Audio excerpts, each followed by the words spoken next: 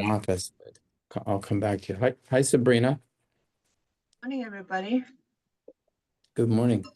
It's early here, but It's early for you and Keith. Keith's up a little north of you in Seattle area. yep. I'm actually in the Seattle area too, visiting family. Well, go visit Keith. He's got a beautiful office, beautiful view at Bellevue. Nice. I guess that was pun unintended. Beautiful view of Bellevue. Bellevue, yes, you got it. You got it. I'm probably not the only one that's done that before. Great job, Keith, last week with you and Erica and the rest of the crew getting that trip going. And Walter, thank you for inviting us to your special club. The I'm Rainier glad you Club. enjoyed it. Very much so. That was I mean, I love Silicon Valley, but Seattle felt more like the Midwest. More The Wild West, Mark. The Wild West. mild, mid. Yeah, it just felt manner-wise. I felt at home. Shoulders stay stacked over the hip. Arij. I'm going to mute you just in case you didn't know you were unmuted. So I do want to talk about, there's a lot to talk about. We're going to talk about the world. Last Tuesday, we were talking, would we bomb Iran? And these are all recorded, so you can see what we were all saying and thinking. And then now we have, so Hamlet will be back. In fact, I need to do a quick text. Hamlet just texted me and I forgot to, he says, you want me on in 40 minutes, right? I was like, yes. Yep. Yes. Hamlet is ex-foreign service. He's Persian born and he invests in defense. So he'll be back with his perspectives, and then we'll talk about emerging markets. Arij is on from Riyadh. We'll have John Price giving an overview on LATAM, India, Eurasia, and Africa. And actually, I think Walter would be interesting if you could at least weigh in. We're going to have breakout rooms at 12, depending on your timing. So 11 o'clock briefing, 11:30 we kick off the emerging markets, and at 12 o'clock to 12:30 we'll have a breakout room for each of the regions, depending on everyone's interests. Happy to do so, Mark. Beautiful. And of course, you can't hear this, but they're mowing the grass literally right outside my window, hearing it. Well, actually, by tradition, whoever is new, we ask you to introduce yourself, and so Sabrina, you win that award for the moment. Sure, thank you. So I'm based in Los Angeles, and I work with CEOs, senior leaders, family offices in any situation that involves disruption, volatility, M&A, change, and all of the world is dealing with right now, and as such, any microcosm of that as well. For the last 4 years, I spent at the nexus of academia and industry with helping industry partners with AI-enabled technologies. So I thought academia and industry was a good intersection to learn all about AI and its challenges. Before that, I was working for hedge funds, Bridgewater Associates and Renaissance Technologies. Never heard of those. And before, I know somebody with no finance background to have landed in those two firms was very fortunate. I focused on operations, management, leadership. And then before that, I was an immigrant that came to this country with nothing and started my own company 2 years later. So America definitely. Where did you come from? Austria. But I had a global career. I was an officer in shipping for 5 years, and then since I was a little girl, America was my end goal. And so I had a one-way ticket to JFK in 95, started my own company in real estate 2 years later. Sabrina, let's pause there because we have others, but sure. Obviously many chapters. That was it. Yeah. That was it. Many chapters and look forward to intersecting, Yep. Thanks for having me, Mark. please. Anyone else new or feels new? I think Wally. Hello. I- Where's my I saw camera? I saw Wally in Bellevue, and I only know one other Wally, and he's Nigerian, and I play soccer with him. And you always want to be on his team. Let's just put it that way. And then turns out Wally is Nigerian and he plays soccer. So I'll have to introduce you to my other Wally. I can't wait for that. Thanks, Mark. Great meeting you last week, by the way. My name is Wale, and from Nigeria, as Mark said, and I play soccer. Now, I used to play soccer. Now I mostly watch it. In the tech industry, spent a bit of time at Microsoft working on multiple fun projects. And then I left a couple years back to found a company called Trofimo, where we're building an AI augmented dining platform. So just a bit about me, and I'm glad to be here. Perfect. Yeah, I was introduced by Keith. You're anyone else new? Wally's a fantastic jockey, by the way. Disc jockey or horse jockey? No, a jockey, a startup jockey. I think he's a great. Oh, you're backing your jockeys. Yes, there we go. Thanks. Took it too literally. Anyone else? I think, or anyone that feels new? Well, you can always speak up later. So let's see if you can see my screen. Yeah, there's a lot to do. We'll talk about the markets. The next up is Newport. And Newport is it's a whole different, well, actually that's where I met Walter, right? Through Erica. And Desk B.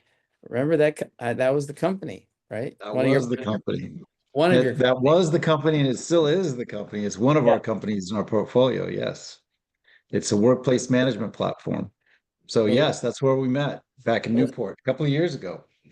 yeah, let's go visit where we met you. Let's see here. That was 2023 or 2022? 2022, I believe. No, 2023. I don't remember. Well, let's see. This was actually, I need to do this correctly. Everyone always, let me You stop. had a videographer at that event. Took a bunch of videos. That was awesome. I did. Okay, let me see if I do this right this time. You know, I think it was 2022. Well, I'll just show you what 23 looked like. It looked like this. Pause. Can you hear that music? Yes. Yes. Not that you need it, but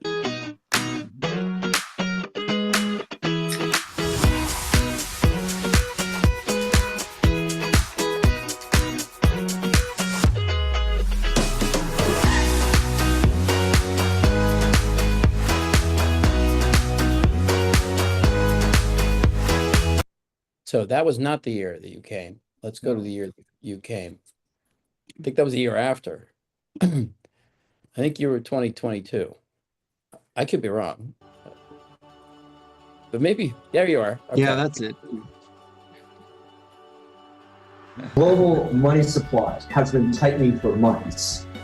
And, if you think about that, clearly funds are being pulled out of the system. So once again, we've got more fuel for a potential recession. All right. But last year, that's what we were here again.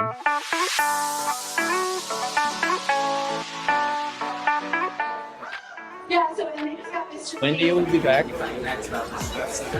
Ethan and Jack.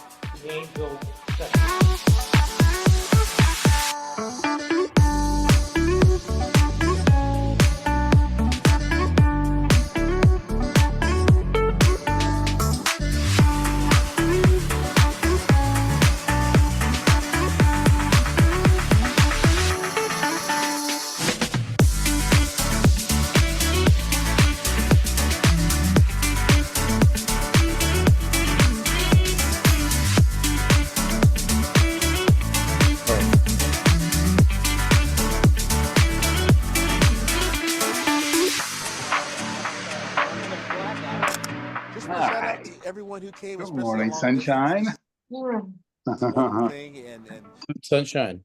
Is that you, Walter, talking about sunshine? No, no. So that gives, that's where we'll be again. And it's just every like every kid that we have is special, every event that you is special. And this is one that has a lot of people from the pension world, because there's a gathering there in parallel with Opal the next day. So and for us in New York, we literally just drive over to Newport. It's an easy one to do. So I really enjoy it. We'll probably have 110 to 25. So we'll probably be busting at the seams. But it'll be a good one. And what I'm looking to do is finish up the speakers. So I'll hit that here in a second. Let me go to that. This way. And welcome all of your thoughts and suggestions. So right now, these are just the people that have said that they're coming. So we have one keynote I can't name for jinxing it, but we'll have sort of a kickoff zeitgeist panel of what's happening in the world and some keynotes, and then we could merge that with so I got a lot of time between 1:15 and 2:30. What we could talk about regions of the world and then asset classes. And so we'll figure out how it stacks. And then AI, we touched on it a couple different ways in both Seattle and Palo Alto. I think we can do it even differently this time, but so open to suggestions. Then we talk about emerging industries, and then always philanthropy next year. And then we do those breakouts. We'll be very organized about those there. And there is the debrief and the reception, and it's a beautiful place. And then there are other receptions that are happening later that evening. So we're mindful of that. If you are an allocator, we have a morning session. We even have a 10 a.m. session. So literally my team will be there early. I'll pause and take questions. Wow, Adora, I just saw you. I haven't seen you in pre-COVID. I don't know. Mark, given there's receptions in the evening, would you stay over? Oh yeah, we're definitely, we stay. So, and some people are staying over for the next 2 days. There's the Opal conference, and then there is the pensions gathering. So Yeah, Keith, it's a beautiful city. It's a beautiful town. It's worth spending the weekend there. Yeah, no, I've been out there before. My son was at Wheaton College in Boston, so spent a bunch of time down there watching soccer. But Mark, I'll tell you, this time of year, yeah, I think I mentioned that how nice the weather is here in Seattle. yeah. And it's between July and August, we have like 4 weddings to go to. And that's when everybody gets married. I'm hearing, but does that mean that you're not coming? That means I got a wedding that weekend. Okay. That I have to be at personally. It's just All tough. right. I get it. Well, we can also talk about the future. I was trying to find one thing, pull back to all the events here. So if you have a wedding and you can't make Newport, we have the Hamptons. So we're on the 12th, and we're gonna do actually looks like it's shaking up to be a breakfast at Bridgehampton. We got canceled for tonight. I don't know who FTM is. Bridgehampton breakfast, a lunch in actually also Bridgehampton, and then we go to SAG. There'll be a lot of people from the 1640 Society event, which is on the 11th, and on the 10th, we're likely to have an informal lunch, and then there's an evening event also 1640 related. So that's the Hamptons. If you want to come, so that's purposely not on a Thursday, Friday, Saturday, because that's crazy in the Hamptons. So it's, I think ours is on the, I can't remember, the 12th is on a Tuesday or Wednesday. I'll look it up real quick. I have to watch it, right, for you, Stephen, so we don't conflict with our. By the way, the 300th briefing will be January 6th. 300. What have you done 300 weeks in a row, everyone? August 12th is the Tuesday, so we have to, yeah, we'll maybe we do it from Topping Rose, Stephen, where we do the breakfast at Bridgehampton. So that's then we have London, Singapore, Mumbai, back to New York, Riyadh. Actually, I think Arish is still on. She was on. She may have dropped. She'll be back for the emerging markets discussion, but we'll be in Riyadh twice. October, there's the FII event. In Singapore is the Milken event. And then a special one in also back in Saudi Arabia in December. So maybe we could cross paths, Walter, and some other venue. Yeah, I'm thinking London. Beautiful. Hey, Mark, I was looking at that and saying, hey, what about January in Whistler? Yeah, I love Whistler. Whistler's special. We've never done a ski event. The closest we came to was Utah. Is the Utah gang on? Our new friends from Utah? Taylor Bench. I'll always remember his name because he has a company called Son of a Bench. It's a perfect company. He makes these wooden products from his bench. So Park City, that was right 2019. But Keith, if you could organize it like you did Bellevue, we're in. You're tempting me. I'll get back to you. Okay. Just in terms of people who are new or renewed to us, Adora, can you just reintroduce yourself? Hi, Mark. It's lovely to see you. You look well, and greetings to everyone. Yes, I'm back. And congratulations on 300. I think I was there probably for number 30. My name is Adora Udoji. I'm a lot of things, including someone who's worked in venture and am an angel investor and worked on the corporate side in emerging technology, a lot of AI and other technology scaling, integrating, and so on. And so just replugging in and looking forward to hearing about what all of you are up to. Excellent. Well, welcome back. Anyone else? Go blue, obviously. I was about to say that. Go blue. Daryl? Yes, I just logged on. I received the invite about 5 minutes ago. So I'm just in listen mode and appreciate Mark and Sabrina inviting me and allowing me to figure out how I can contribute and what this all means. That might beg an answer. Oh. Well, we do. So history, just remind some people, I spent 10 years as a lawyer and banker, and 7 of those, really closer to 8, I was in Russia, of all places, 8 winters. And then I come, that's after being in Cleveland and Ann Arbor. So I felt like a lot of winters stacked up there.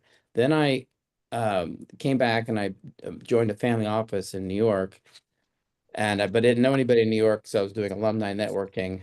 And then when that family office, we bought something and sold it, and I set off to create something new. I really enjoyed the magic of the family office. He was really the smartest one in the room, in his corner of the room. And I wanted to replicate that magic and have less dysfunction, because there is dysfunction with family offices, including in philanthropy. So we set out to do this. We didn't exactly know how it was going to be, but we started to do these events like we were doing with alumni networking. Business model is we raise money for funds. Occasionally and hopefully increasingly, we, on the buy side, we form SPVs to do deals or invest into funds or form funds. And then otherwise we connect people and partners, and no revenue model on the philanthropy side. We were going to have a foundation, and that was like a 2-week thought process. And mainly we're just sort of taking inventory, helping people connect on their philanthropic interests. And we'll do something now, AI. Now we have AI.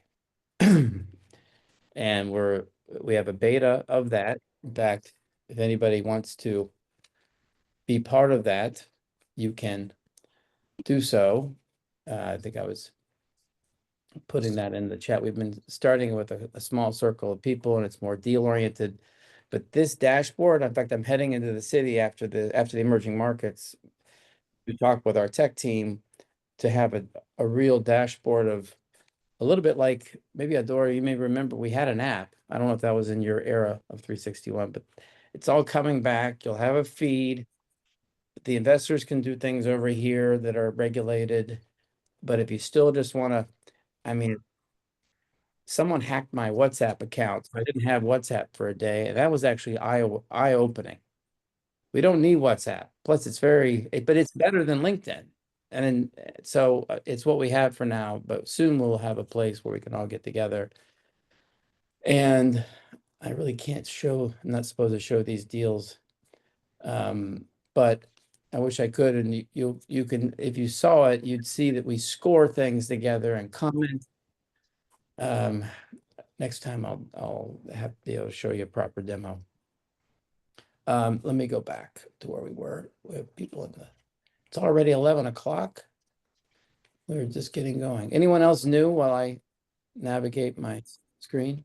Yes. Hi, Mark. Hi, everyone. My name is Rochelle Lewis. I'm joining you from Jamaica. Where in Jamaica? I'm in Kingston, the capital. Yeah, I know it well. My father built a house in Westmoreland. Oh, nice, nice, nice. So I work with the Investment Promotions Agency for Jamaica, JAMPRO. And I was invited by Alton Crooks from Fidelis Capital to join. So I'm looking forward to the discussion today. Welcome. Thank you. I love Jamaica. We're talking about emerging markets. So the Caribbean is of sorts, right? And it's an interesting time. We're going to talk about we're going to do an event in the Caribbean as well. But we will talk about LATAM. Is Adam Blanco on? Adam? He'll come on later. But we'll Rochelle, let's talk about that in due course. Mark, I didn't see the date for the Caribbean thing in the calendar. So let's get that one in. And Okay.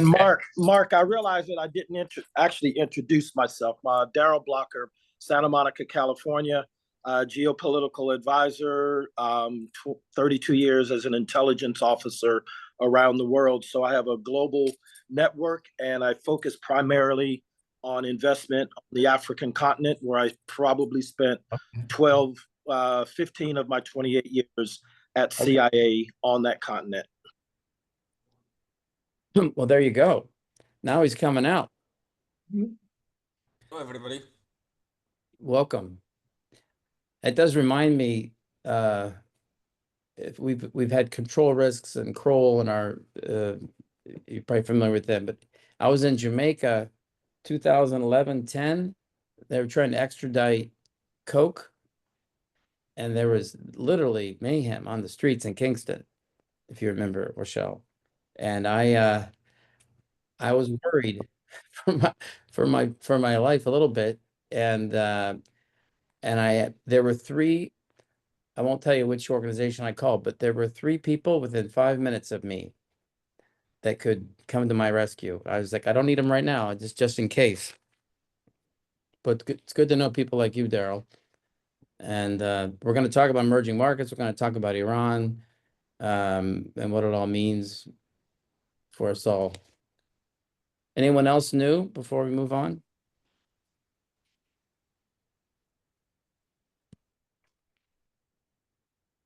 So I was talking about events coming up.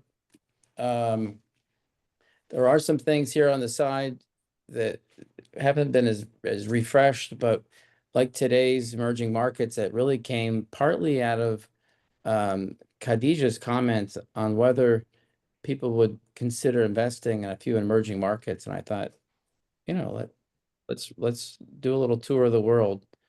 And then Iran happened. So we're still doing it. And anything else before people want to think we should be thinking about together? There's Tim. Hi, Tim. Haven't seen you in a while.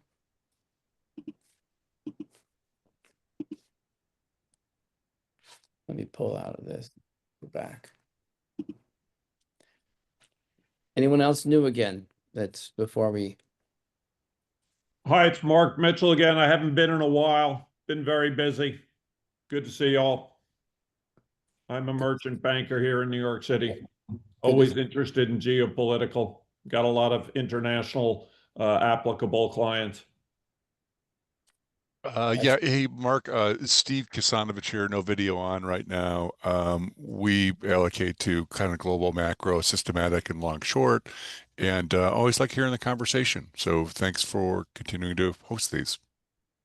Thank you.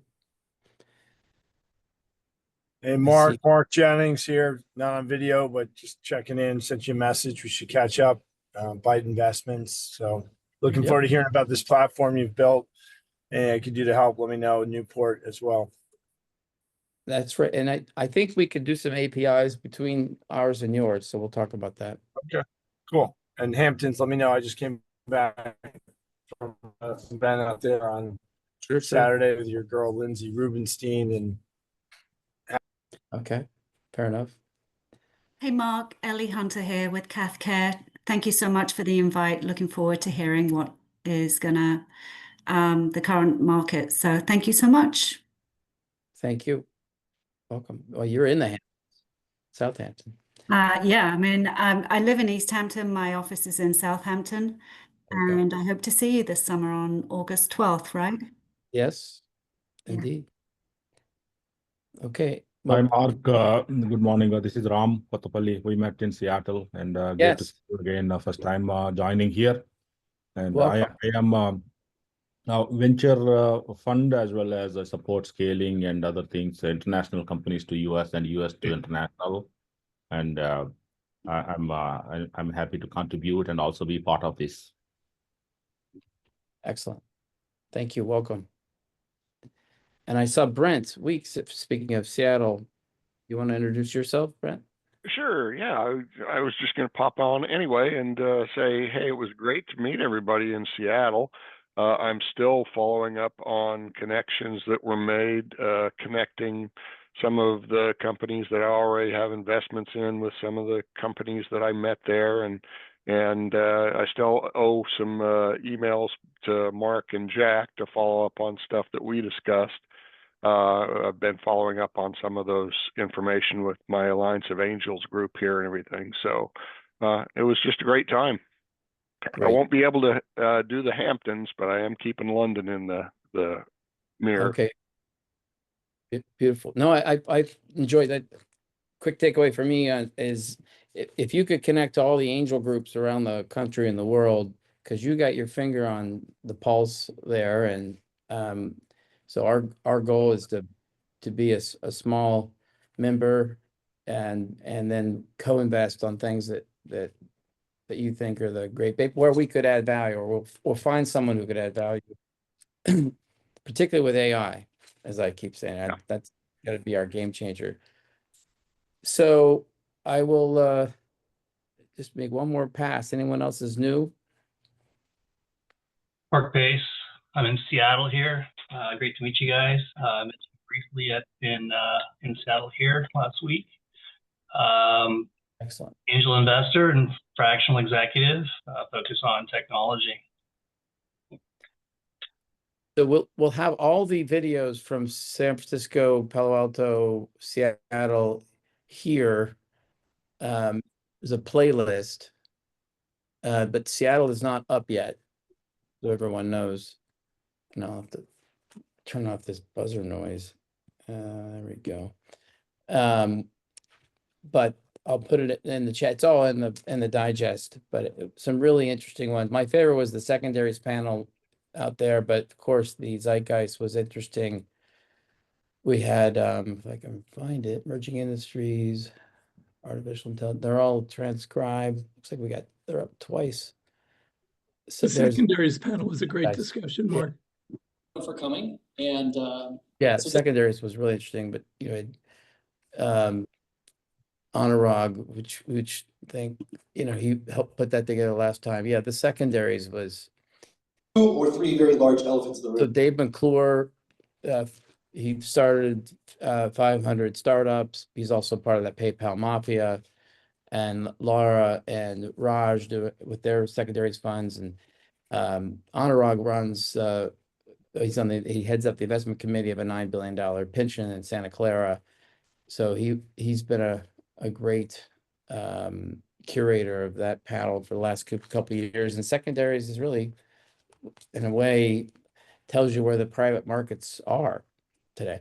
But without further ado, there's so many people, so much to cover. I'm going to turn it back over to you, Stephen Burke, for our 272nd briefing. Thanks, Mark. And I'm going to go through this quickly because Hamlet's back to share his insights again, following up last week's tremendous discussion. So thanks, Hamlet, for last week and for joining again today. And let's see. All right, Mark, you seeing the screen properly? It's a 2-screen. 2-screen. Give me 1 sec. How about now? 1 screen? 2 screens. 1 screen. You got 1 screen. Okay. So the world's changing faster than I can get slides done. So when I did these slides on Sunday, and I try and wait till the last minute to pull the presentation together, Mark's looking for what the topic is. I try and get it done at the last minute, but even from Sunday night to today, things have moved pretty quickly. So Sunday night, all eyes were on the Iranian response, the Strait of Hormuz, and the oil prices. And last night, we have an announcement from the President Trump that a ceasefire is in place. That then became questionable. I'll let Hamlet dig into that a little bit deeper, but safe to say that we are going to continue to have a high level of economic uncertainty and geopolitical uncertainty.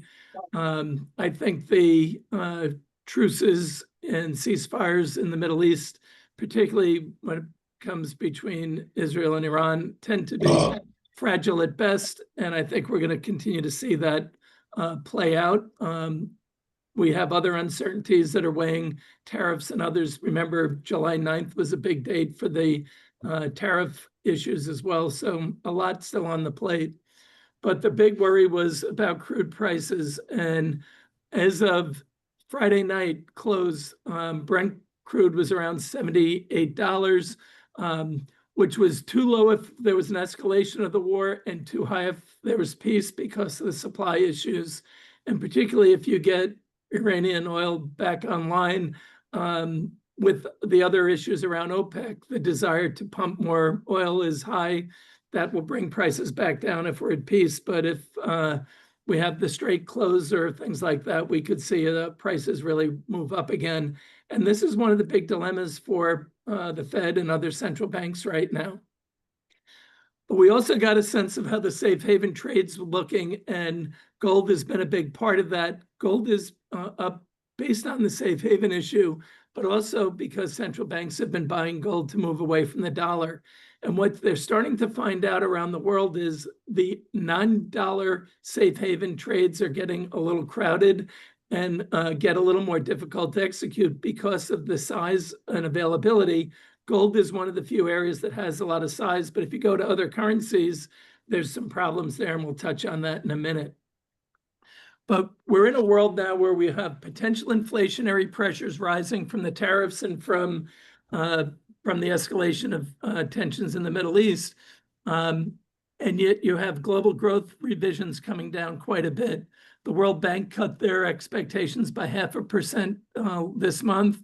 The OECD lowered theirs by 0.4%. So they're looking at under 3% growth. The IMF cut theirs in April from their January projections by 0.5% and will likely cut them again. So they were down to 2.8% for this year. I suspect they'll be back down around 2.5% to 2.3%.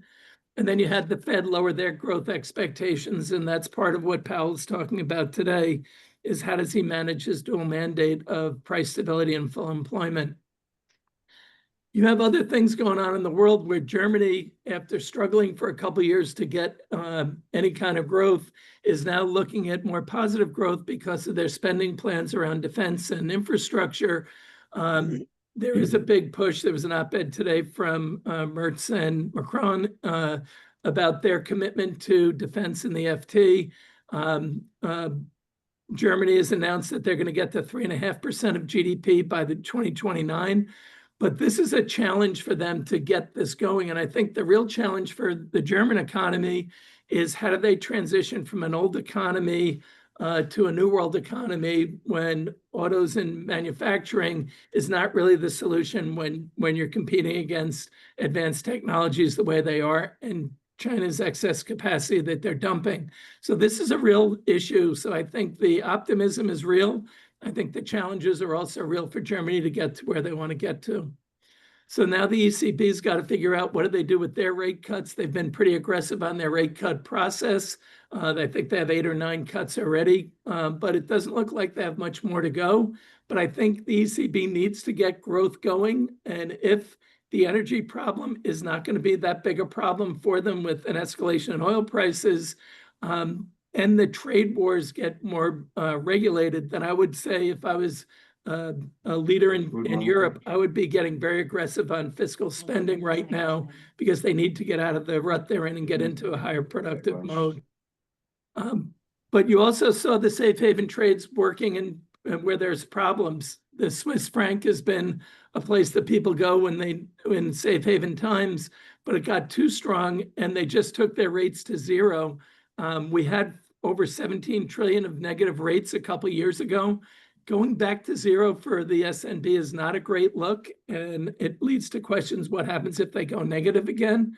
But this just shows you there, when you have an opportunity like the Swiss franc for a safe haven, but it doesn't have the size, it gets to be a very crowded trade, creates other problems. You're also seeing challenges with the Japan and their long bonds and what they're doing with their tapering. So what's going on with the US is actually, when you saw with the strikes this weekend, the dollar actually strengthened again, which says to me that in times of the greatest stress, the safe haven mode of the dollar is real and it's strong. And we always come back to that when the world really gets out of kilter.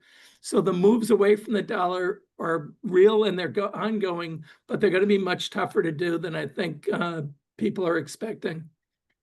So that brings us back to the Fed, and Powell's on the DC today with his Humphrey Hawkins testimony. At the last meeting, there was not a rush to cut rates from the Fed. They think their mandate is pretty well balanced. They think growth is okay. It's at 1.4%, not great, but they are worried about the tariffs and what that might do to the inflationary pressures for the other side of their mandate. And we are seeing full employment. So I think the change was, no change was warranted. But I think you're starting to see the pressures ramp up on the Fed and their Fed independence, which is a problem. And I think it's a problem that investors should take note of. The last time we had a central bank really have people really go after it was in Japan, I think back in 2006. and the central bank responded to that, and it led to some further problems. I think central bank independence is paramount. I think the Fed is in a spot where I think politically the most of the board will go against pressures to go against its independence. However, we do have some members jockeying to be the next chair.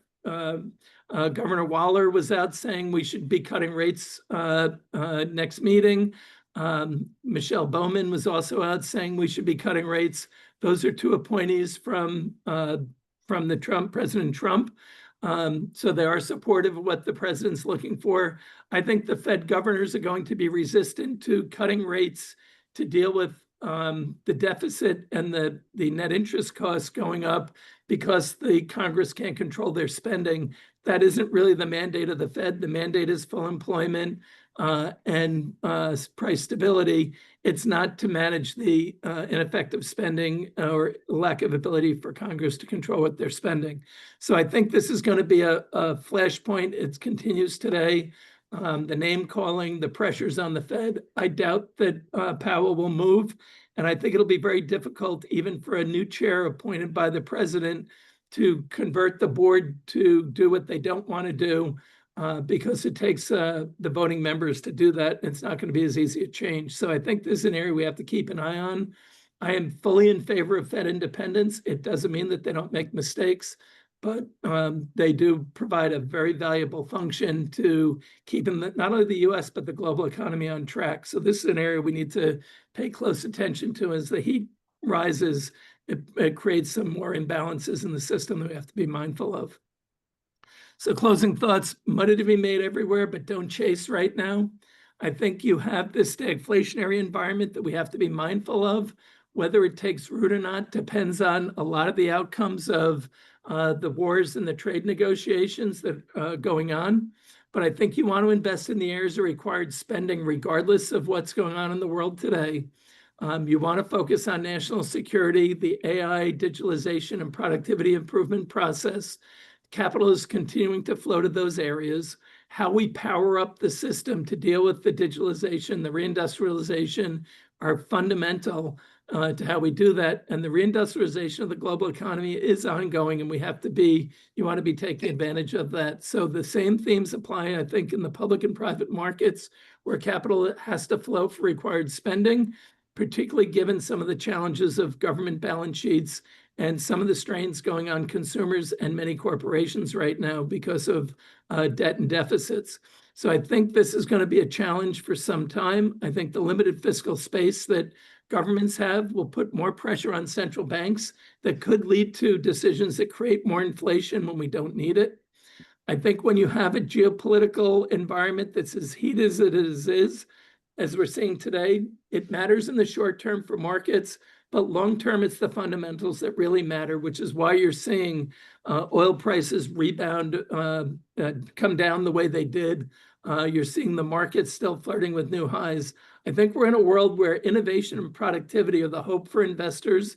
As we saw in Silicon Valley and Seattle last week, Mark, the opportunities for what's ahead to improve and make better outcomes are real. I think there'll be challenges with that around employment and labor, but over time, we have to help the people that are impacted in the short term, but really think about the new opportunities being created in the long term. So with that, I'm going to stop, and Mark, and I think it's up to you. Do you want to turn it to Hamlet to get his take on what's going on? I think we do turn it over to Hamlet, unless Duncan, that it's a very short question. One very short question. Stephen, you're kind of painting a scenario where the Fed is going to remain, tighter than a lot of people want. And I'm just looking at your charts with the rate cuts that you've seen in Europe. Yep. And I'm just wondering if, is there some chance the dollar might have a pretty good snapback rally here? I mean, I can't remember very many times with these kind of interest rate differentials where the dollar remained weak. I mean, people have bought every Bitcoin and every gold bar they could find. Yes. I just wonder if there could be a catalyst that would drive that trade. I think you saw it this weekend. When the fear got really high, the dollar did rebound. I think the idea that the dollar is going to continually weaken the way it is when we've had a a pretty good cut. What is it, 8% cut already this year? I think that people get too one-sided on the trade, and I think the lack of liquidity in other markets to go to be safe havens and replace the dollar is not there. I think you're running out of space for other currencies. So I do think you're right. I think that if it doesn't rebound a lot, I don't think it's going to decline as much as everyone thinks. So let's shift gears since we have what we have in the world and we have Hamlet with us. If we could, Hamlet, you want to just maybe an introduction of some sort? If you don't, you obviously you're foreign service. You're now an investor. You were born in Iran. You've got some interesting perspectives. And is there a truth? What's that? And is there a truce? No, absolutely not. As I've always said, don't expect global peace to break out anytime soon. Today being especially poignant. Full bias alert. As Mark mentioned, I was born in Iran, in the national security space, and Iran has been kind of a focal point of me. So I have pure and absolute disdain for this regime. So my comments do have bias in it, as does everybody else's. So I'm just being very clear and upfront in terms of where I come from. I run a venture fund. We invest in national security defense. We've been talking about this disruption that's going to be coming for a while, and this world is getting to a very rocky spot, and that defense was going to be a place to hide out. So last week we went into pretty good detail in terms of what, in my estimation, brought about the necessity for Israel to attack. And I think I actually touched on what would take, or what would U.S. involvement look like, and 48 hours later, the bombs were dropping on Fordo. So I unfortunately have only about 10 minutes. I'll be very quick with my comments and give you all a chance for question and answer. I'm still very vehemently, I guess, critical of our Iran foreign policy that spans multiple administrations from both sides of the aisle. I think falsely, containment and engagement has been a strategy, and I think from the very beginning, regime change should have been something that we had thought about. And when I say regime change, I'm not talking about boots on the ground and us putting our leader or someone we want in power. I'm talking about neutralizing the existing power base inside Iran and allowing the people to rise up and take their own destiny and come up with a government that's better than what we have right now. The issue with Iran, as I mentioned last week, only a small percentage of the country is happy with the status quo, less than 20%. That 20% that wants to stay in power, half of them, they're just part of the military. Hamlet, what's the basis complex? They become a clerical. Hamlet, what's the basis? What's that? For the 20%? What's the basis for that? The basis in terms of how is that number, what comprises that number? Correct. Yeah, so about 10% of that number are true believers of the religion, of the Mahdi sect, of Khomeini's Islamic Republic when he set it up in 1979. The other 10% probably came from that ideology, but they represent the absolute control and rule over Iran. They control the military, industrial, and clerical complex, are sitting on massive amounts of wealth. They got billions of dollars worth of assets outside of the country. They're not true believers from a faith standpoint, but they want the regime to stay in power, because without it, they have no power and they have no wealth. The problem with who's in power right now, and this is where engagement with Iran has failed, going back to 2008, the hardliners, the true believers of the Mahdi sect, are the ones that are in power and have control of the nuclear program.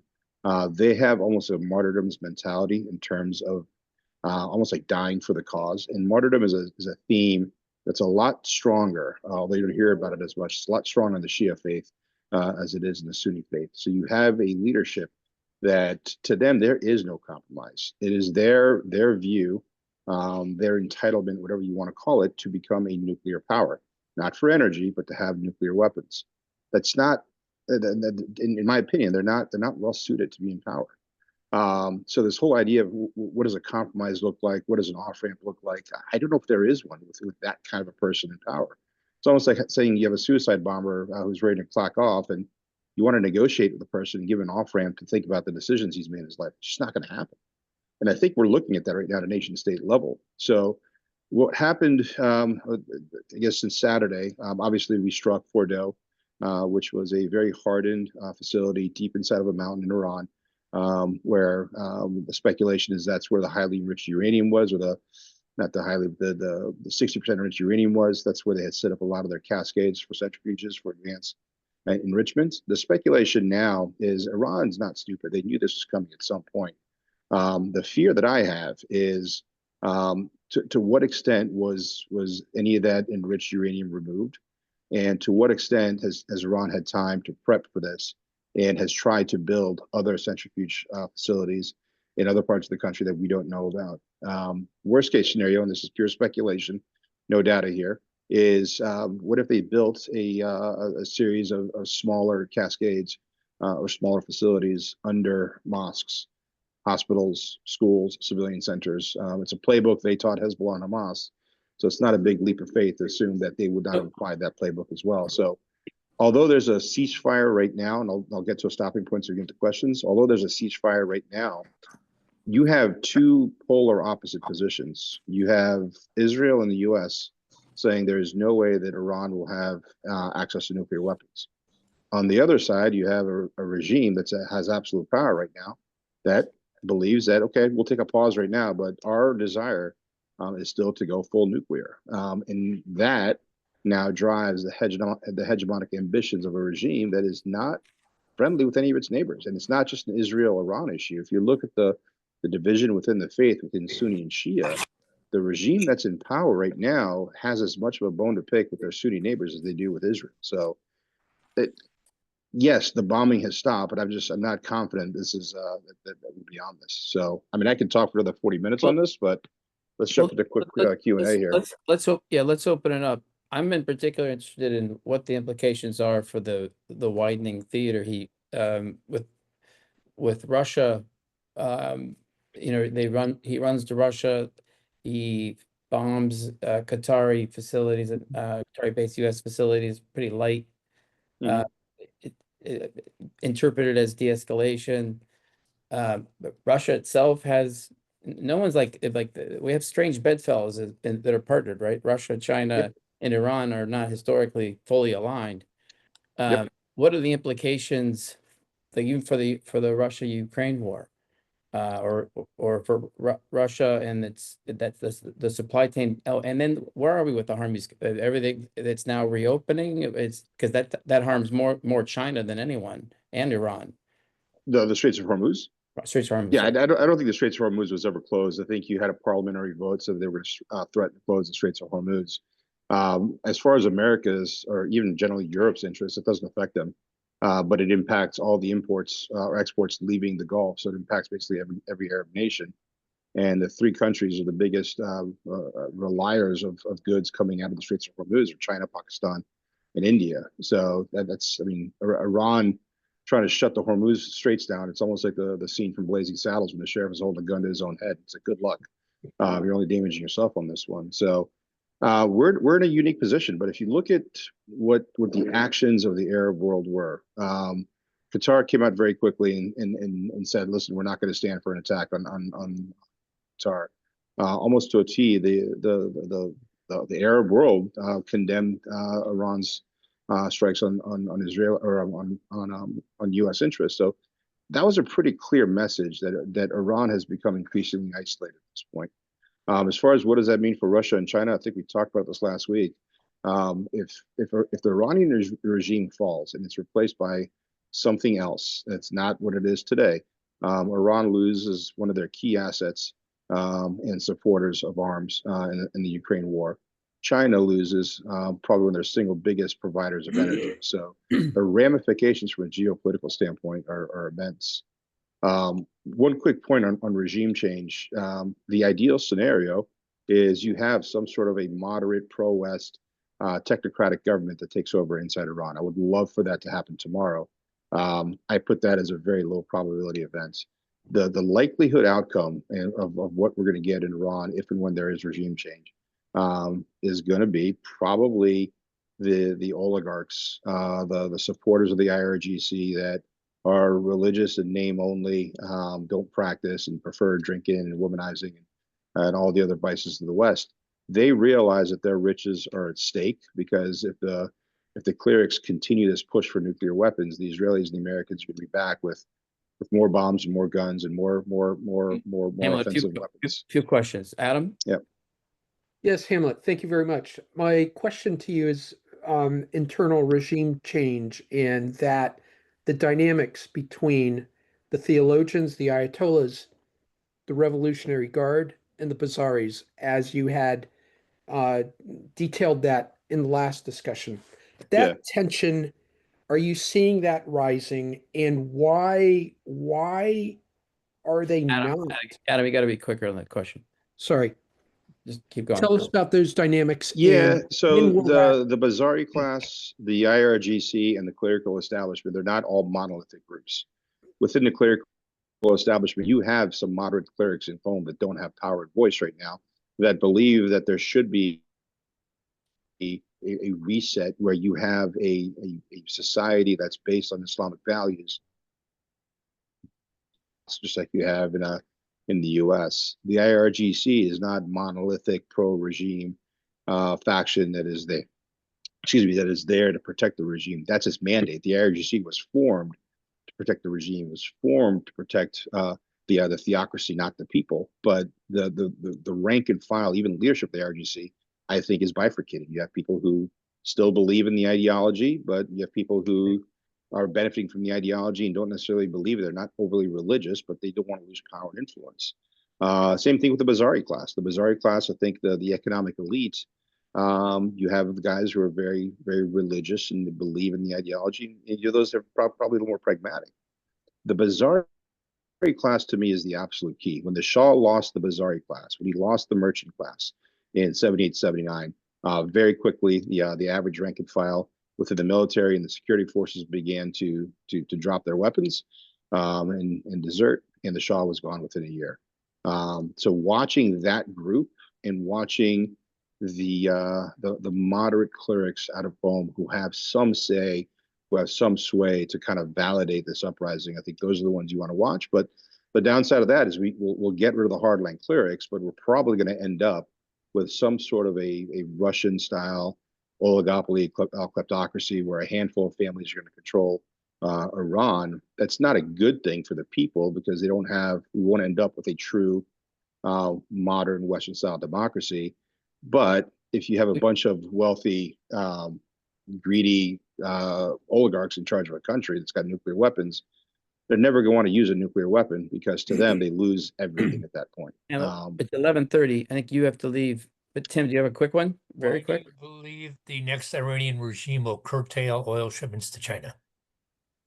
Well, it depends who takes over. Light regime, then I don't think you have a significant curtail of shipments to China. If you have a true regime change and a more moderate pro-West regime, then I think China's got some problems. Okay, so it's 11:30. We're here now to switch over to several regions of the world. This was, I don't know if Khadij is on, I see Pietro. It was that question asked in Seattle. And Mark, real quick, I got to run, but I'll be back stateside next week. So if we want to do a deeper dive on this, more than happy to allocate time. I just got a lot going on here this week. So, good. Thanks and I'm again, sure Hamlet. plenty will change between now and next week. Thank you, Hamlet. Yep. Great. Thanks, Hamlet. Thanks, everybody. All right. We'll see you. So here to talk about emerging markets. I'm thinking, Adam, we might start off with John. It's sort of unfair, John. You have to leave, but because you have slides and no one else does. But I'll let you. But last time you were on by Zoom, you're supposed to be with us in person in Miami. But here we are. That's right. John, I'll let you introduce yourself. Okay. That'll do better service. Go ahead. Thank you. And apologize for the slides. I know it can be annoying, but as a consultant, it's part and parcel, I'm afraid. Can everyone see this slide? Yes. Absolutely. And just Terrific. Be mindful, the same question, I know you got, your slides will shape it differently, is like, what scares and excites you? Why should we be interested in LATAM today and what to watch out for? Great. And Mark, let me just, what Adam shared with me yesterday was, I'm going to do a very concise 5-minute snapshot of Latin America this year. And then I understand there'll be a breakout, at which point I can elaborate on midterm growth opportunities for LATAM. Is that correct? Yeah, 12 o'clock, we move, all this goes to breakouts. Great. Okay. Perfect. So just as a prelude to everyone, I'm going to talk about Latin America this year, what's driving it. And then at the breakout, I'm going to provide what I think you'll rarely see are 5 or 6 midterm growth stories, 5-year growth stories, industry focused, where I'll go in depth on that. So without further ado, very quickly, we're a consulting firm. We help people collect information they can make business decisions, whether it's to protect their business, grow their business, or measure their business in the region. Been doing it for a little over 30 years. Very quickly, in a global context, busy slide here. The blue line represents the average growth of each of these jurisdictions in the 10 years preceding COVID. And what I think is somewhat remarkable there is that, China, everybody knows, in a much slower growth pattern. Latin America these days is growing at almost double the rate it was in that 10-year period. And there's a long history to explain there, but I just wanted to let you know Latin America right now is growing at about global levels. Now, what is driving the economies of Latin America this year?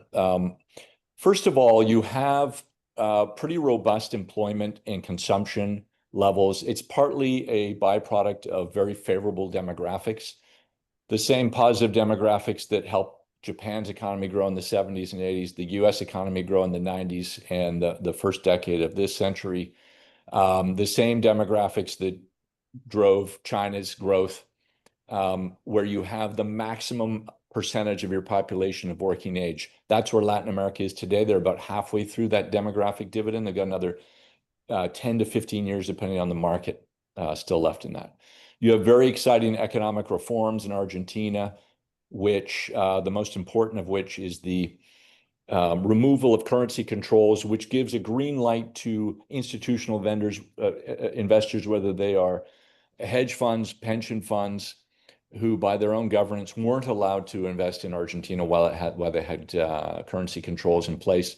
So a lot of money has rushed in, and that will strengthen the currency, boost consumption, and we're already seeing some really interesting deregulation changes that are fueling investment, especially in dollar-generating businesses, whether it's energy or mining. Monetary easing in most of the region, except for Brazil, as a result of inflation coming down. Latin America is suddenly very strategic again because of critical minerals. Latin America is the world's leading deposits in both copper and lithium, and that has caught the attention, is very much the centerpiece of the US-China rivalry in pursuit of those resources. And now Latin America is in a much stronger position to demand more than just royalties from extraction, but in fact investment in downstream processing, including battery plant production. So we expect to see some of those opportunities. Recovering infrastructure investment, mostly driven by private sector funds. Latin American governments, by and large, are still digging themselves out of the fiscal hole caused by COVID. But what that has forced them to do is to open up to more public-private partnership schemes around investments in infrastructure, which is a positive. The negatives, US tariffs and global tensions. The growth outlook for Latin America was, until recently, at the beginning of the year, was about 2.6% this year. It got downgraded to 2.1. Most of that is because of Trump tariffs. Particularly impacted is Mexico. Weak public investment, definitely still a bit of a drag on growth. High debt burden. Most of these governments during COVID, even though some of them didn't necessarily spend that much, their ability to collect taxes in tax systems that rely more on value-added sales taxes, which in turn rely on the services sector, really got hurt. And so almost all of them lost or were downgraded by the ratings agencies. And so their debt costs went up, and they're struggling with that. Global financial market volatility, of course, emerging markets suffer during a period of flight to quality. And there's still a need for structural reforms, which were very strong in the 90s and then lost headwind. Argentina is really one of the few countries that's seriously conducting these kinds of reforms, which are needed to move out of the middle income trap into something more something more affluent. If you look across the region, you see big differences. I'm not going to go through each country, but I do want to highlight the bookends. Mexico, this is average growth over the next year and a half or 2 years, 2025 and 2026. Mexico will actually shrink this year in real terms and in dollar terms more dramatically. And at the other extreme, you've got Argentina, which in real terms will grow about 6% this year, probably around 4.5% next year. But in dollar terms, will grow closer to 15% this year, again, because of that inrush of monies that are appreciating the currency. If in terms of where will growth be found, and this is where the size of the economy as well as its directional growth in dollars is important. So we work a lot with the Latin American divisions of multinationals, and this is always eye-opening to them. In terms of growth over the next 2 years, Brazil and Argentina will deliver 55% of that net GDP growth in dollars, which for a lot of our customers are trying to sell products into the region, or they produce part of those products in the region, but a lot of them have a dollarized component. So nominal growth in local currency, it doesn't mean much to them. It's much more relevant to translate that into dollars. In terms of foreign direct investment, continues to grow across the region, except Mexico. Mexico in industrial investment this quarter is down 17%. And that's a combination of both the issues with the US, but also we're in the first year of a 6-year political cycle known as a sexenio. And typically the big investment groups in Mexico hold back for a year to see which way the wind's blowing with the new government before moving forward. Judicial reforms in Mexico, they now elect all their judges. That has also cast a lot of doubt over the investment climate. Okay, I'll stop there and I'll save this section for the breakout session. Excellent. Thank you, John. I guess I was thinking of Tim because you're at the top of my screen and right next to me in this Brady bunch that we're on here together. And I bet you might have slides too. I do. Should I share? You should. I love slides. All right. So yeah, I'll keep it to the macro slides. I think you want to not talk about products, right? No, not here. Exactly. Let me see if I can get this thing off here. Can you see okay? Mm-hmm. Good. So yeah, by the way, everyone, my name is Tim McCarthy. I'm CIO of Halcyon Portfolio Management. We manage the Halcyon Recovery Fund. We started this fund back in January 1st of 2023, just after the invasion of Ukraine. And the idea is to really invest in the broader region, excluding Russia for now until sanctions are lifted, maybe 5 or 10 or 20 years from now. But really benefit from the recovery and reconstruction within the region. And it's not just Ukraine. There's many recovery and reconstruction stories in different capacities. But there's so many interesting macro and geopolitical and domestic political factors to discuss. I have a few slides here from a much larger presentation on the fund, and I won't talk about the fund, but I mean, one plug I should say is that since inception 29 months ago, we did 101% return, outperforming our benchmark by about 28% or so. And we're predominantly in equities, but we do bonds. And in terms of the opportunities in the region, mostly equities. I see in terms of risk-adjusted upside, it looks very attractive. But focusing on a few of the factors that make this an attractive region for me. What excites me, to answer your question, Mark? Well, first of all, what scares me is a quick, simple answer: nuclear war, and the probability of nuclear war. Even the discussion of nuclear war has been elevated again just yesterday with Prime Minister Dmitry Medvedev talking about many partners of Iran being willing to contribute some nuclear weapons to them. And then Trump's response, which was, I don't know, I don't want to go into politics on the US side, but interesting to say the least. And yes, it's true. The Russians have been threatening nuclear war for the last couple of years and are frankly unlikely. Most people are unlikely to use them. But I would say in terms of the probability of escalation to strategic nuclear weapons, smaller size nuclear weapons, this probability has risen. I still think it's unlikely, but it has risen, and it is at least in the background of people's risk mindset. And it is definitely a deterrent to investing in this region. I have found that out the hard way trying to promote this region for the last 29 months. It's a very difficult sell, despite the great performance. Most people say, call me back when the war is over. But within each country in the region, the macro and political factors are always moving in different directions. And I do find that a portfolio invested throughout the region, and we're looking at 25 countries, although really investing in about 15 countries. They're all moving in different directions at different times, and so the portfolio volatility is generally much lower than you would think, and even lower than in developed markets.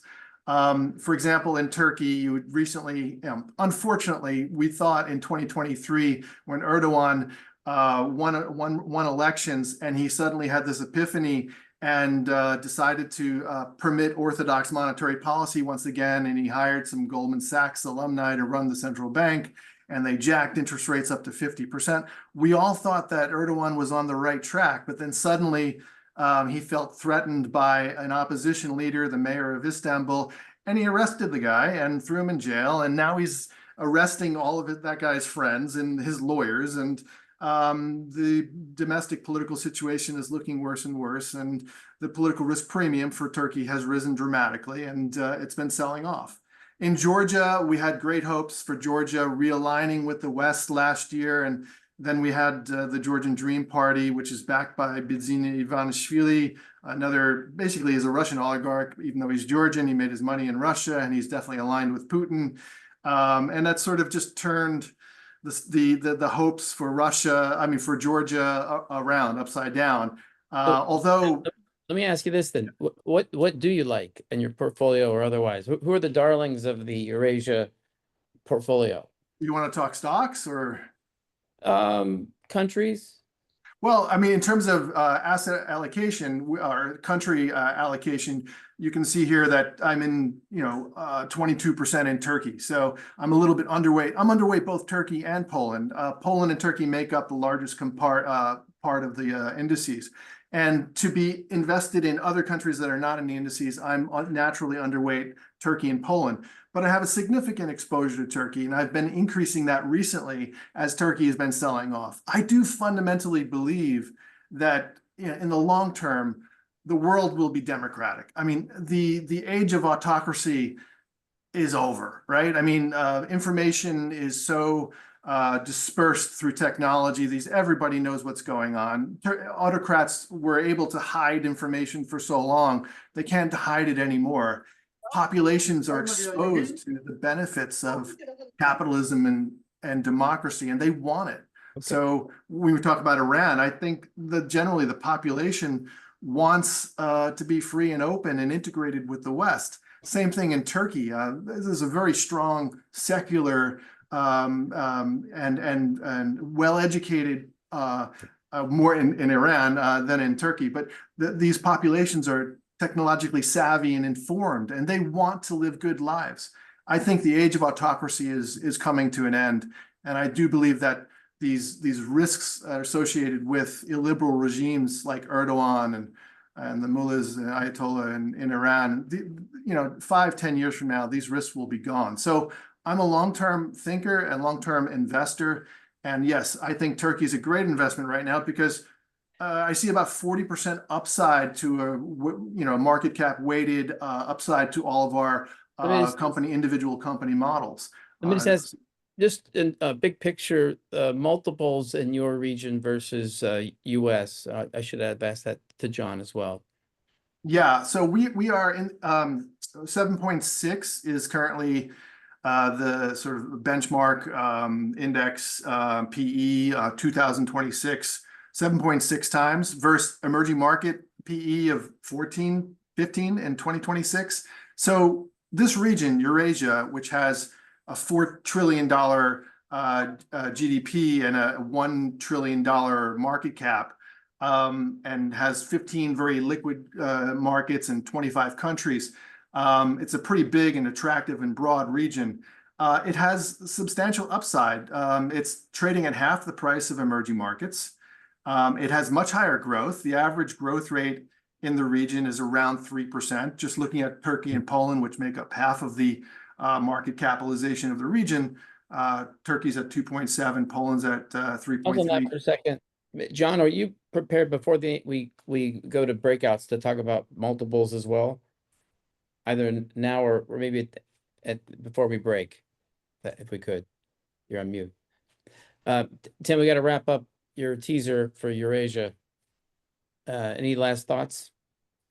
Yeah, I mean, the war is the obvious holdback, right? Everybody's been waiting for this war to come to an end. And yes, we're getting closer to the end. It is definitely a catalyst, but the EU's fiscal policy that Stephen Burke was talking about before is massive. 800 billion in security and infrastructure expenditure in the next couple of years. The new sort of reshoring deglobalization means that friends in nearby countries will benefit from being part of the value and supply chain of the EU. So fiscal stimulus is there. The ECB is cutting rates. You got monetary stimulus. The next leg is the end of the war. And then this region really should do well, especially with all the countries, all the companies surrounding Ukraine that will go in to rebuild Ukraine when the $315 billion of Russian central bank reserves are finally confiscated, confiscated and given to Ukraine. That's 2 times GDP of Ukraine. They obviously will need help to rebuild their country, but it's going to benefit the entire region. So you all deserve half an hour or more, but let's pause for that. So maybe Mark, real quickly on the PEs. Historically, Mexico trades around 14 to 15, Brazil around 12 to 13. Right now, all of the bourses are about 15% below that historical average. Okay, thanks. So closer to 10 to 11. You bet. So maybe Vuyo, you're stepping in for Margaret and Zachary, your colleagues. You cover, you're not in the macro per se, you're backing founders across 22 to 25 countries. You're in your fund 2 now. You don't have to talk about multiples. You're talking about founders and big trends and what you're backing. But how do you see how do you see and how do you think we should see Africa today? And of course, that's a monolithic word, Africa, but if you don't mind. 100%. Thank you so much, everybody. Yes, my name is Vuyo. I'm head of portfolio for Launch Africa Ventures. So representing. Sorry, Tim, do you mind taking your screen down? I know you, if you don't mind. There you go. Okay, off to you. Cool. I did have one thing that I could share on the screen, but I'll talk to it just now. Sure, is it okay? Cool. I'll just kind of thing. So yes, head of portfolio at Launch Africa Ventures. We're a venture capital fund that invests Pan-African under our first fund. We closed 36 million US and had 133 companies. Currently, we have about 125 companies across 25 countries. So quite a nice kind of view, macro level of what's happening. I think, yes, the core thing is to say that Africa is not a monolith. So the different regions, I think regionally, though, you can kind of look at things. So North, Francophone, West, Anglophone, West, Eastern and Southern are good categories to kind of look at everything, but everything kind of has that differential.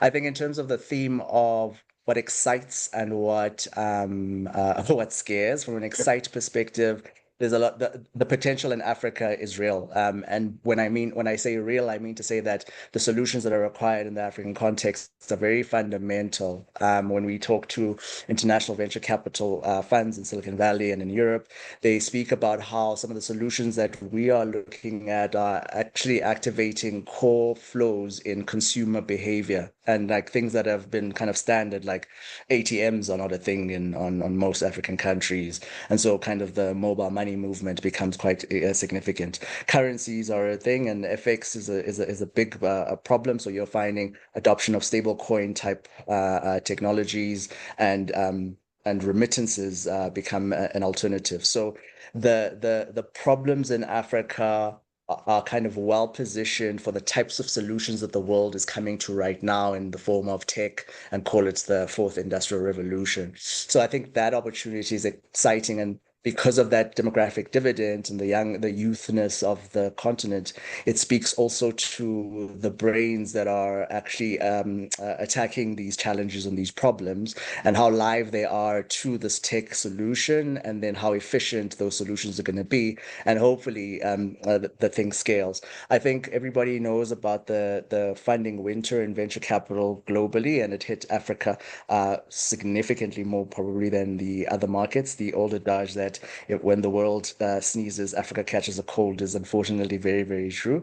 But I think the core thing that you see, and I want to say that it is underpinned first and foremost by how useful some of the tech ventures on the continent are at a consumer level and at a fundamental basis level.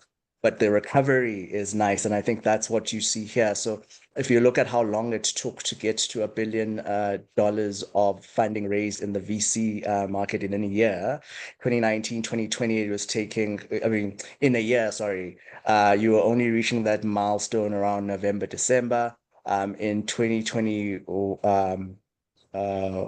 one and 2022, it was super quick. Look, 2022 was a bumper year for venture capital kind of globally, and Africa also got some of that dividend. And then you saw it kind of delayed to the extent that in 2024, last year, you were getting to that $1 billion mark around mid-July. This year, you're seeing that coming back a bit. So we're in late May that we've reached that $1 billion period. And I mean, there's a general kind of recovery. This is just to indicate that recovery is also coming through here quite quickly, if I can put it that way. And so hopefully we'll get out of the slump. The other exciting bits is the what of all of that. So fintech is still quite a big play on the continent, just because money moves everything else, and so anything that helps in that movement is powerful. But what we're finding at least, is that you're getting a lot more deep tech guys in that fintech space that are offering API type solutions, fintech rails, so kind of infrastructural plays that allow for these moves. And then health is something else that I find quite dramatic currently in the different geographies. So I mean, some of it is language based, so native language diagnostics, so that people understand exactly what they have. Drug authentication technology is something that's coming up as well. Look, I mean, so the other scaries are around currencies, so those become a challenge even at this kind of VC stage, and some of the politics also become an issue. I did want just one anecdote on the currency bit. So what we found in our portfolio, and we've kind of been invested since 2021, so we've kind of seen companies. Well, let me rather say within the fund, the old cohort is probably 2021. And that cohort has actually been the longest living one, if I can put it that way. And what we've seen is that the currency depreciations would hit, but companies would still be showing revenue growth in local currency. So kind of speaking to the adoption of the technologies and the products within the market. Obviously, the currency element filters through in inflation at some point, and so the consumer does get hit and the enterprise get hit as well. And so it does start to follow. But I think that strength of, even in those macro level bits of these products, to kind of stay steady is quite exciting. I hate to cut everybody off. But I think it's time to redo our Africa deep dive. And the World with Purpose event that we did actually is heading to Africa next.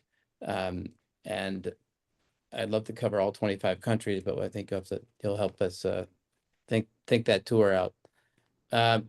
I'd like to go to India next, and then to you, Arij, if that's okay. But by batting cleanup, I think you as a Saudi, yes, you're developing your economy, but you're also an interesting allocator country to these emerging markets. So I think India has then also a special relationship to the GCC. I'll let you, Sarah, make the case for India a little bit here, and then Arish will do cleanup, and then we'll go to breakouts. Sure. Thank you, Mark. Hi, everyone. My name is Sareen and I work for Dovetail. So we are an independent asset servicing firm, and primarily we work with foreign investment managers to enable foreign money to flow into Indian markets. So our insights are primarily composed of fund managers and global asset managers based out of different regions. And before I deep dive into giving a bit of color on how the foreign inflow is looking like currently, to paint a bit of a macro picture of where India stands currently from an economy point of view. So the real GDP growth for Q4 of the last financial year stood at about 7.4%, which was up a whole 1% from the previous quarter. And the real GDP growth for this financial year is projected at about 6.5%. Going forward, the central bank also believes that economic activity should continue to maintain its momentum in the current year, which is primarily supported by a lot of private consumption, increase and uptake in the private consumption, and also a lot of traction in credit flow and capital formation. Part of it is also government funded, with a lot of flagship projects being taken off. And what is helping this economic upswing is also sustained rural economic activity. So while there is continued expansion in the service sector, and it's expected to support the revival in urban demand as well. One of the things that the Indian economy has been enjoying compared to its peer is a substantial fall in its inflationary pressures. So for the last month, India witnessed its inflation figures coming at a 6-year low. And the central bank has been ahead of the curve, I would say, when compared to its peers. So there has been a steady rate cut which has been happening for the past few months, and a lot of it has been front loaded. And from that end point of view, the central bank has actually kind of opened the floodgates for a very smooth flow of credit into the economy. And India has also been enjoying comfort from where crude oil pricing has been actually prevailing for quite some time. The Indian government budgeted its expenditure and revenue accounts at an average price of about $75 to $85 per barrel, whereas barring the temporary spike in the crude oil prices, it's been range bound in 65 to 70. So that has actually helped in terms of balancing of the books for the government side. Now, I would like to speak a bit about how is the foreign investment inflow looking into India. Currently, the entire asset under custody for Indian markets, the entire pie, so as to speak, stands at about 3.3 trillion. And 40% of foreign investment coming into Indian markets is coming from US. So we're looking at about close to 370 billion that is coming purely from US institutional investors, also couple of category 2 FPI investors that is flowing in, followed by Singapore and Luxembourg. And while this stat accounts for purely foreign investors who are registered out of US, but a lot of these US institutions and certain other institutions also use offshore jurisdictions like Mauritius, which is a popular choice to actually invest into Indian markets. Equities and debt continue to be a strong flavor for this foreign managers. And what we have seen is there has been a sustained increase in the foreign investment flows over the last 2 years coming into the Indian markets. While there have been geopolitical tensions that have temporarily maybe affected the markets have shown remarkable resiliency. And we keep getting a lot of inbound queries from a lot of foreign asset managers who are actually now looking at, if they haven't yet started allocating a part of their portfolio to India, they're starting at probably looking at increasing their allocations to India. And I mean, there are other things which we can, yeah, Mark, sorry. What we will do, just as we'll have an Africa deep dive, we actually have an introduction to India tomorrow at 11 o'clock. If anyone is interested, we can continue this discussion. It's the why, but you also talk about the how. How you can enter the market, whether you're, buying stock or buying into the, alternatives space, or however that would be. So if you don't mind pausing there and letting Arish you've heard all about these markets, Arij, but Trump and all all of, basically corporate America came to Riyadh. But everyone comes to Riyadh, from Russia and China. You're this interesting country today. So you're both allocating, but you've got 30+ million people and you're growing. And I didn't think that was possible to invest and do interesting things right off the bat, but then I met you and you're doing interesting things. So how do you see, what scares and excites you as it relates to GCC and Riyadh, or and Saudi in particular? Hi everyone, I'm Arij Turkey. What excites me, Mark, is the relationship between Saudi and all countries these days. Everyone want to come here. The opportunities are huge. When you look at how BlackRock and the others investing heavily in Saudis, you understand they're following the good. They know, these people know how to make money, and these companies know, and this is why they are here now. That excites me. What scares me, the quick change. It's very, very quick, to the point it is scary to us, even as a local. It's very scary to us. And we see that. But still, we have to take the risk as a founders, and we have to take the risk as entrepreneurs. Yeah, that's truly what, even as a local, it scared us a little bit. I know as a foreigner, you just said everyone is coming, and the Trump visit, we were there when Trump did his speech. And it's so fascinating to hear that, because one of the things I was listening to him and what he was saying. And actually, this is the message you hear it from any Saudi, like the last few years. Just because they want to build it themselves and they want to do things differently than the West, for sure we need a lot of expert from everywhere in the world. But also we need to merge it with our own identity and our own culture. So I know we said that you'd leave it for questions. I should have cut everyone else off at 3 minutes. I do. If you want me, I will go just briefly about what's more interested in Saudis, and I think there is so many things, but I know it's 7:05. Well, maybe we talk about, for 361 next steps. One of the things, sure, we're collaborating with Arij and her colleagues to come back twice. She's also trying to get me to come in July and August for yes. But she's coming to Newport in July.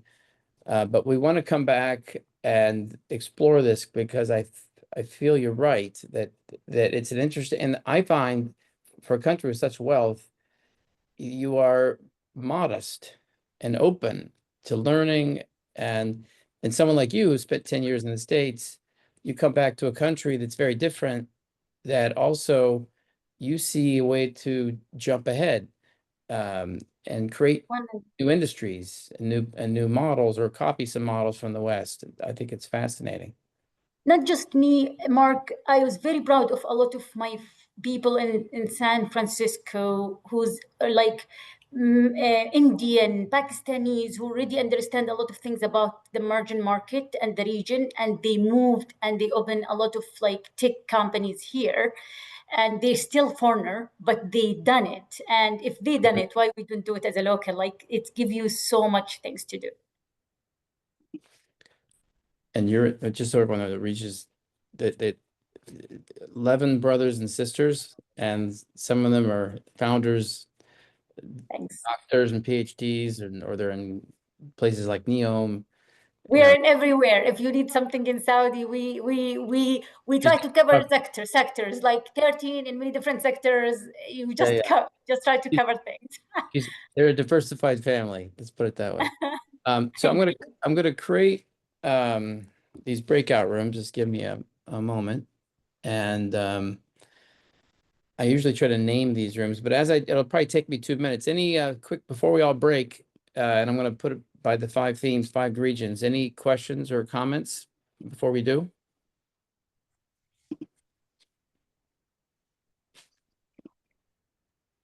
No questions. I'm gonna have a Eurasia room. Mark, this is Wanda. I have a quick question for Yeah, John. Sure.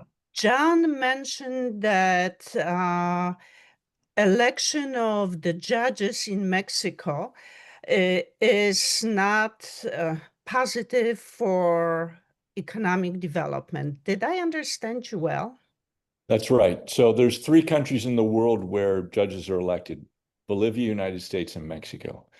In the US, it's only a portion of judges that are elected, and only some states, and it tends to be local. In Mexico now, it's all judges. So in the recent election, for instance, the average person had to choose, I think it was 80 judges. So obviously, the average person doesn't have the context to make that kind of choice. And so it ends up being a contest of money. John, here's what I suggest since Yeah. I'm 8 minutes I'll behind. go into that in the If breakout, yeah. Anybody wants to have the answer to that and other questions on LATAM, go to the LATAM room. If you don't know how to choose a room, I can assign you to a room. So I'll play that role. I'll be the cruise director.